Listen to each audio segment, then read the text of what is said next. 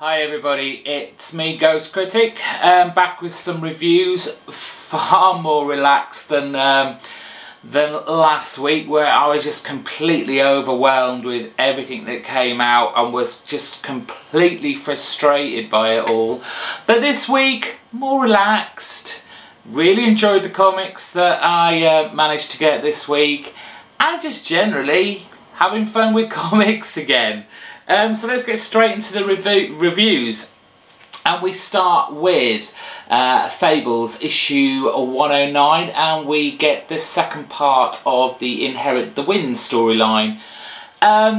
Willingham, Buckingham, they are still doing such a stellar job on Fables.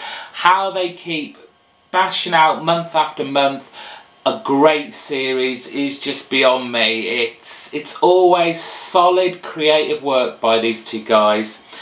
As I said, it's the second part of the Inherit the Wind story arc, where we're looking to find out who's going to replace the North Wind after he died and defeated the Dark One. And there's some nice little snippets thrown in here. We get the full prophecy that Ozma the witch has learnt of, and as she says herself, this prophecy seldom helps and often harms. Do not take for granted what this prophecy is literally saying, because knowing Willingham, he's gonna throw this, you know, right out there. It's gonna be a good run. There's some nice bits with all the children's trials, trying to find out who the successor to the North Wind is going to be. I think it's funny that the actual wind sprites, they don't actually know what they're doing.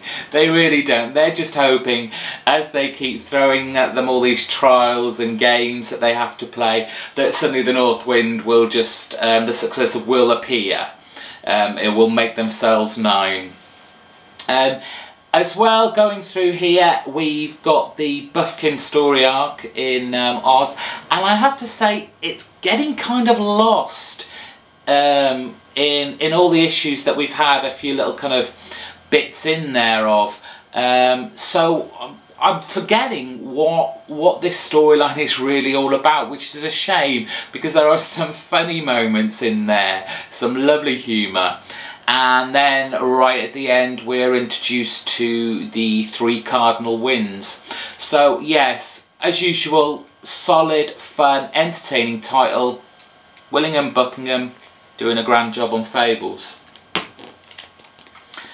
Issue number 4 of Daredevil. Oh, and Marvel, what are you doing to me? This is so good.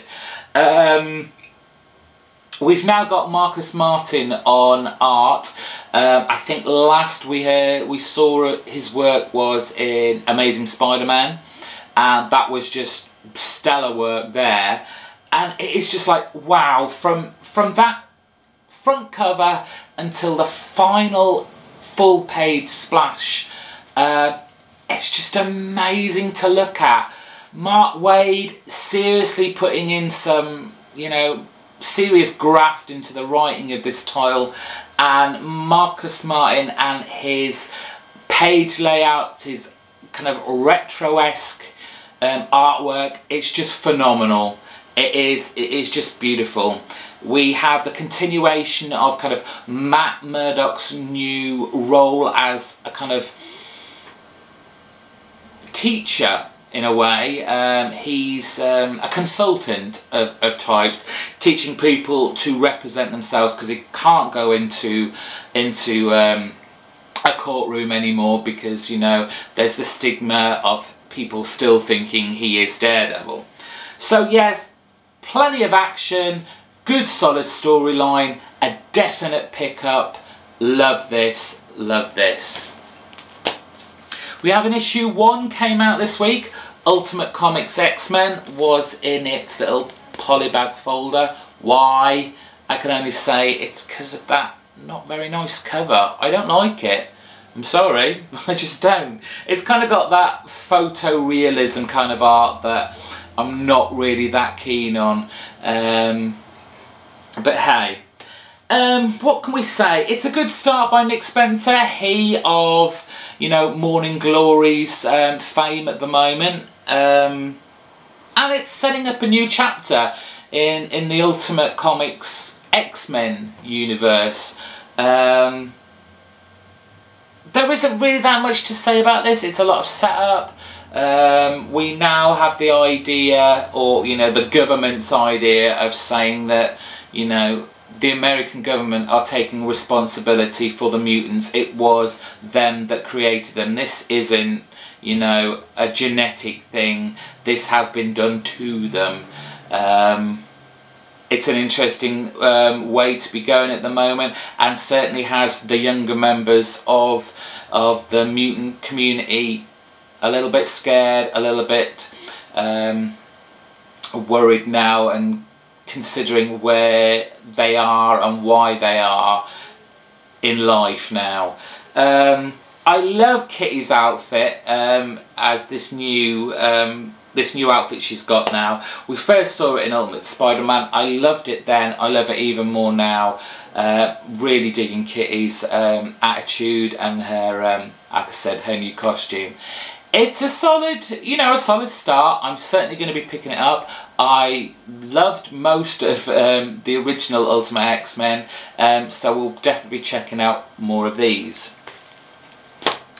Pick of the week, and it comes from DC, and thank God for Batman issue 1 by Scott Snyder. How could it really have been bad with Scott Snyder on board here? This is the Batman I was hoping to see when Detective Comics came out. It's straight into the action. You get a nice double splash page of, you know, a rogues gallery of Batman's villains from his universe. You've got Two-Face there, you've got Professor Pig, there's Zaz, who else was there? There was Clayface, and you get thrown for a loop because suddenly you have Batman fighting alongside Joker. I'm not going to spoil it, but hey, he's fighting alongside Joker. What the hell is going on? So yeah, a great dramatic start to just the first half of, not even the first half of the book, and then we're shown the Batcave, all the Bat cars, and we are introduced to the kind of Bat siblings in a way. You get Dick, you get Tim, and you get Damian, and you find out through, you know, Batman technology who they were, where they are now. You know, they were all Robin, and now, you know, you've got your Nightwing, you've got your Red Robin, and Damian being the current Robin. And there's a big charity event, a big hoopla about, you know, making Gotham city of the future, sorting out all its problems with, you know, poverty and bad housing, etc. And it's just a great read. I mean, Greg Capullo on art, just fantastic. Suits the title to the ground. Really made me want to dig out some old Spawn issues. And of course, you get everything in here. You've got Batman being full on action. You know, you've got the Batcave, you've got the gadgets, you've got the detective work in there that, you know, it's still very dark. DC, you know, this isn't family friendly fun at all. This is a pretty dark start to the whole of the New 52, to be fair. And of course we have that shocking, well, not shocking, but, you know, cliffhangery type ending towards the end. I just really had a great ride with this. Like I said, it's what I wanted Detective Comics to be. They should have checked this out first. So that was it for what I picked up this week. And just in case you think I don't listen to what you say, I did pick up some extra ones this week that came out a couple of weeks ago. on the recommendations of you guys out there. I did drop this title. I said to the comic book guy at the shop, no, I don't want to continue with this, but then all of you kept saying it was really good. So I picked up Superboy issue 1, and it was okay. It was okay. Superboy being this experiment of the government, they're keeping the kind of origins of, you know, the alien DNA and the human DNA combined to make Superboy, but he is still he's still in this government facility going through virtual reality solutions and scenarios. Like I said, it was okay. I'm not really sure if I'm going to pick this up again. The story didn't grab me. It just kind of went along. That's all I can really say about that one. I tried it, guys. I tried it. And finally, OMAC issue 1. Yes, fun. Very entertaining, very action-packed, surprising. I don't know why, but Dan Didio, didn't really expect much from him really, but you know, it's a fun, interesting ride. Clearly Kirby-esque drawn. I think that's actually not that good a thing. I would prefer them to find their own style. It was a nice kind of retro Kirby-esque look, but I think it should find its own style. Willing to give OMAC a few more issues to see if I still like it and will still continue to pick it up. Matt, Agent 42Q, I tried to find a copy of Demon Knights in many comic book shops over this week, but they'd all sold out. I'm hoping my local one will, I don't mind it even being a second print. You've said it's really good. I've heard a lot of good things about it, so I will still keep looking out for that.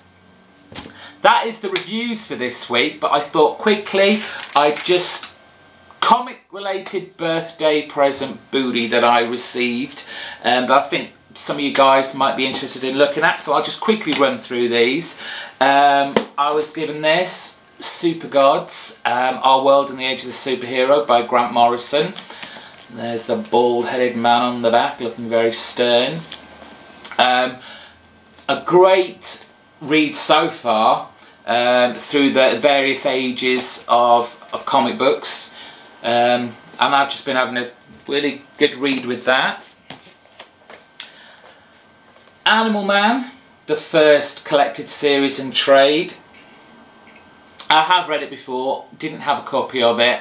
Someone kindly bought that for me.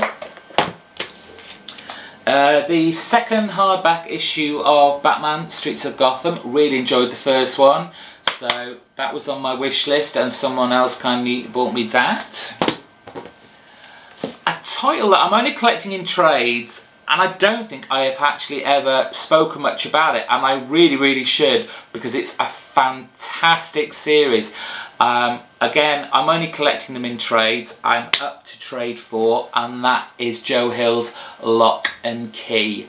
This is just fantastic. Not had a chance to read this yet because I've got so much to read at the moment, but if you've not seen or found or, you know, been recommended Lock and Key yet, go out and find it, go out and buy it. It's creepy as hell, scary as hell, and Joe Hill just writes the most amazing story. I'm loving every book I get of this. Penultimately, Batman the Killing Joke, the deluxe edition. Yes, I've read this before. It's a classic Batman-Joker rivalry story, and of course the shooting of Barbara Gordon, leaving her in her wheelchair, or, you know, did until the New 52. Just a great title, and glad to finally have a copy of that. And finally, this big huge book, The Horror.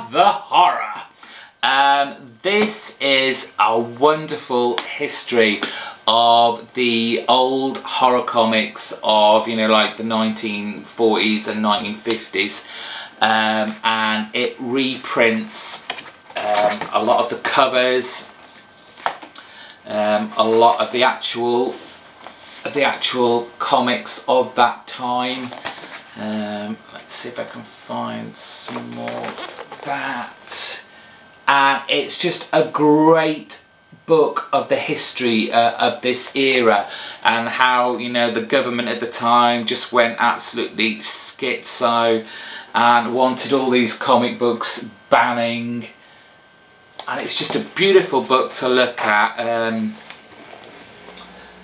looking at all the old style covers. And like I said, it does have some full titles in there, full stories reprinted, full colour glory, and at the end, at the back, it's also got the DVD of the kind of infamous Confidential File documentary of that time. That's it. Confidential File, a rare 30-minute TV show that first aired on October the 9th, 1955, about the evils of comic books and their effects on juvenile delinquency. You can see this on YouTube. I have already seen it, and it is just shockingly bad reporting, completely biased. There's just no getting around it, but it is an interesting watch. So guys, that is it for this week. Please don't forget to watch probably tomorrow's video. It's a very special one if you've been counting. And that's it for me for my review show. Subscribe up there, comment down there, give it a big thumbs up. If you're on Twitter, retweet the video, share it out there. And I'll see you soon. Goodbye.